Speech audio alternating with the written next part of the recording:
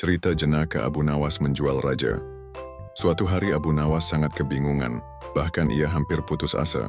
Sudah 2 hari dapur tidak mengepul asap karena tidak ada lagi barang yang bisa ia jual. Satu-satunya jalan yang bisa dia ambil adalah menjual manusia untuk dijadikan budak. Sebenarnya jika Abu Nawas mau, dia bisa saja menjual teman-temannya. Namun ia tidak tega karena teman-temannya bukan orang kaya melainkan orang miskin seperti dirinya. Jalan satu-satunya yang bisa dilakukan Abu Nawas adalah menjual manusia. Akhirnya Abu Nawas memutuskan sesuatu yang tidak biasa. Ia akan tetap menjual manusia untuk dijadikan oleh si pembelinya. Bukan menjual temannya melainkan rajanya Harun al-Rashid. Menurut Abu Nawas hanya baginda raja yang pantas untuk dijual.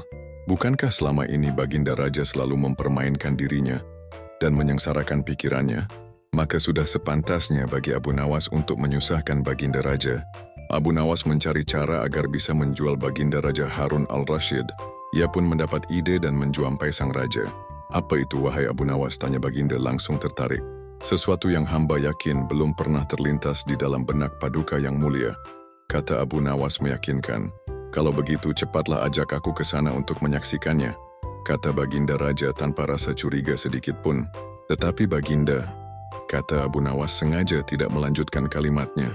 Tetapi apa? Tanya baginda tidak sabar. Bila baginda tidak menyamar sebagai rakyat biasa, maka pasti nanti orang-orang akan banyak yang ikut menyaksikan benda ajaib itu. Kata Abu Nawas, karena memiliki keinginan besar dan rasa penasaran yang begitu besar, baginda raja bersedia menyamar menjadi rakyat biasa. Melihat penyamaran sang raja berhasil, Abu Nawas dan baginda raja berangkat menuju ke sebuah hutan.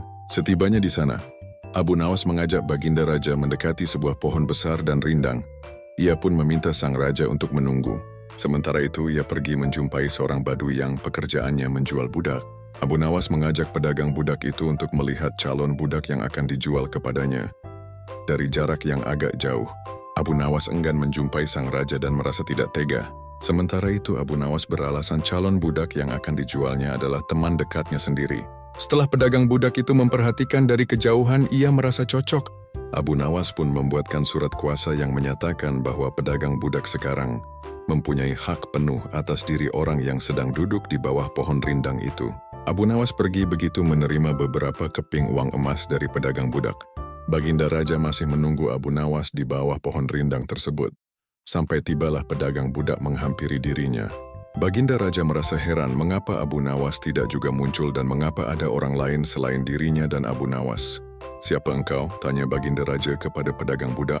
Aku adalah tuanmu sekarang, kata pedagang budak itu agak kasar. Tentu saja pedagang budak itu tidak mengenali baginda raja Harun al-Rashid dalam pakaian yang amat sederhana. Apa maksud perkataanmu tadi? Tanya baginda raja dengan wajah merah padam.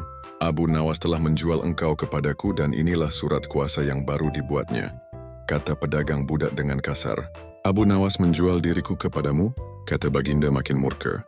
Ya, bentak pedagang budak. Tahukah engkau siapa aku ini sebenarnya? Tanya baginda geram.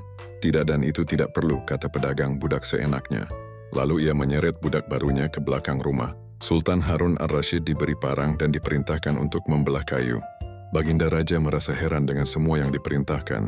Ia melihat begitu banyak tumpukan kayu di belakang rumah badui itu, sehingga memandangnya saja Sultan Harun al-Rashid sudah merasa ngeri, apalagi harus mengerjakannya. Ayo kerjakan. Meski ia merasa kebingungan dengan itu semua, Sultan Harun al-Rashid mencoba untuk melakukan perintah dari tuan barunya. Sultan Harun al-Rashid secara perlahan memegang kayu dan mencoba membelahnya. Namun si badui melihat cara Sultan Harun al-Rashid memegang parang merasa aneh. Kau ini bagaimana bagian parang yang tumpul kau arahkan ke kayu, sungguh bodoh sekali. Sultan Harun al-Rashid mencoba membalik parang hingga bagian yang tajam terarah ke kayu. Lah mencoba membela namun tetap saja pekerjaannya terasa aneh dan kaku bagi si badui. Oh, beginikah derita orang-orang miskin mencari sesuap nasi, harus bekerja keras lebih dahulu.